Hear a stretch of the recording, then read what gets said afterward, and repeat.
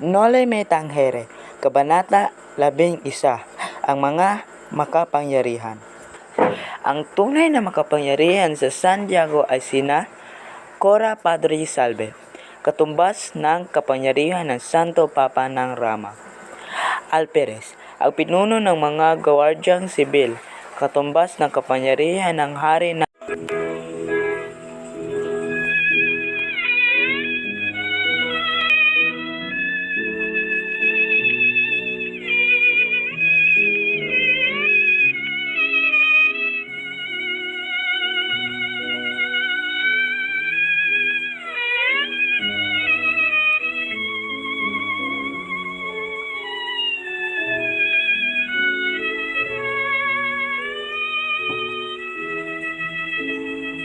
Isang araw, natagpuan ng mga pastol ang matanda na nakabitin sa puno ng balete at nabubulok na.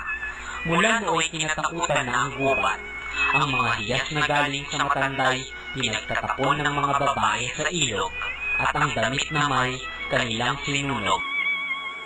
Makalipas ang ilang buwan, isang binatang mestizo na nagngangalang sa Saturnino ang dumating sa puok na nabili ng matandang Kastila. Sinasabi niyang siya ang anak ng namatay. Nang tumanda si Don Saturnino ay saka lamang niya naisipang mag-asawa. Ang napangasawa niya ay isang taga-Maynila at sila'y nagkaanak ng isang lalaki, si Don Rafael na ama ni Crisostomo. Nagkaroon ng kurang Pilipino at nang mamatay ito, isang kurang Kastila ang napalit, si Padre Damaso.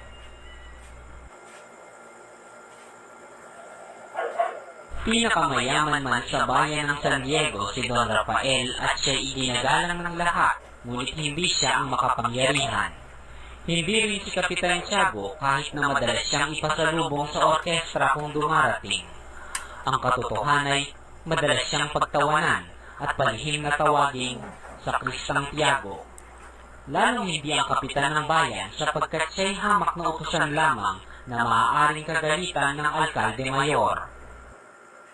Ang kapangyarihan ng kura sa San Diego ay halos kapareho ng kapangyarihan ng Papa ng Batikano, at ang alperes ng Guardia Civil ay sa hari ng Italia.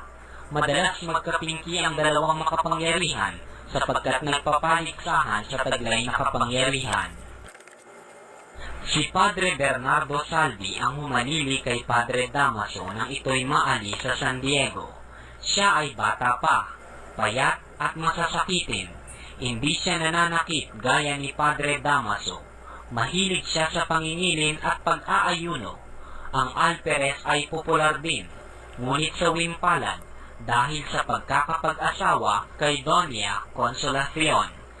Labis ang pagsisisi ng alperes, kaya't upang maipaghiganti ang kanyang kasawian ay laging naglalasing.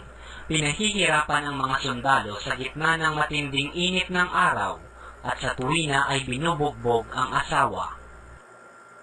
Kapag namataan ni Padre Salvi na pumasok sa simbahan ang alperes, ay palihim niyang inuutos sa sakristang isara ang pinto ng simbahan upang walang makalabas at sisimulan ang mahabang sermon. Upang makaganti sa kura, ipahuhuli naman ng alperes ang alila o sakristan. Ngunit kahit na ganito ang tunay na palagayan ng kura at ng alperes, sila ay nagkakamayan at magalang na nag-uusap sa tuwing sila ay nagkikita.